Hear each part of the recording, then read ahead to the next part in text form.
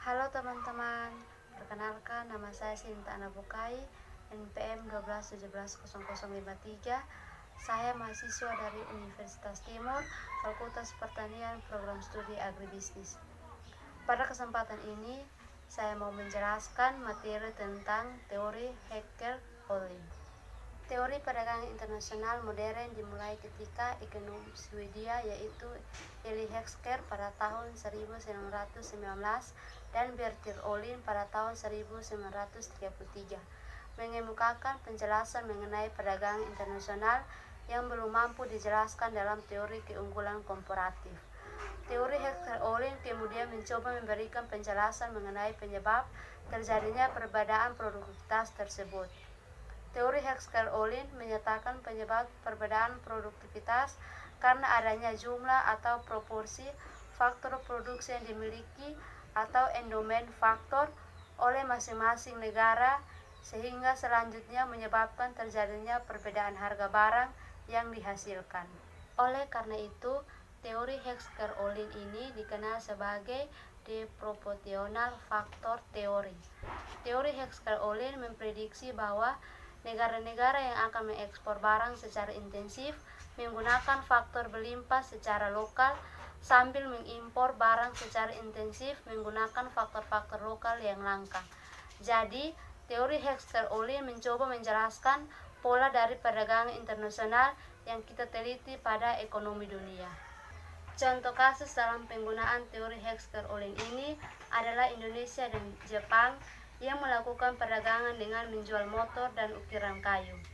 Secara teknis, produk motor bersifat kapital intensif karena merupakan barang teknologi, sedangkan ukiran kayu merupakan barang hasil kerajinan tangan penduduk.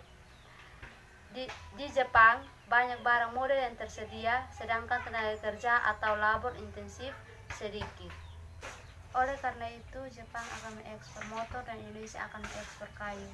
Produk motor dari Jepang ini bila dianalisis menurut teori produk life cycle, maka sebenarnya produk ini sudah mati di pasar Jepang sendiri.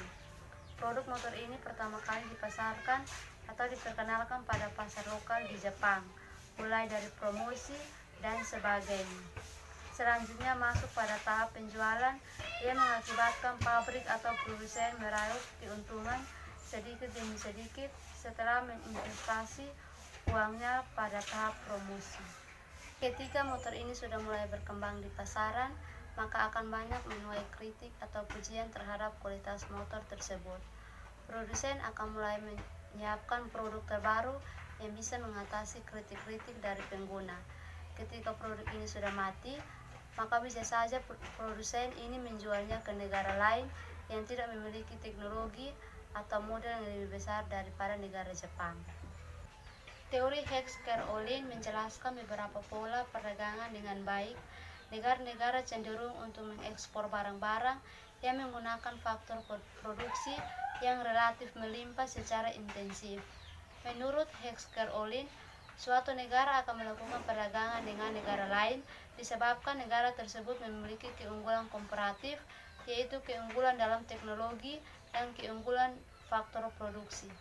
Basis dari keunggulan komparatif yaitu yang pertama, faktor endomen, yaitu kepemilikan faktor-faktor produksi di dalam suatu negara. Yang kedua, faktor intensity, yaitu teknologi yang digunakan dalam proses produksi, apakah labor intensity atau capital intensity.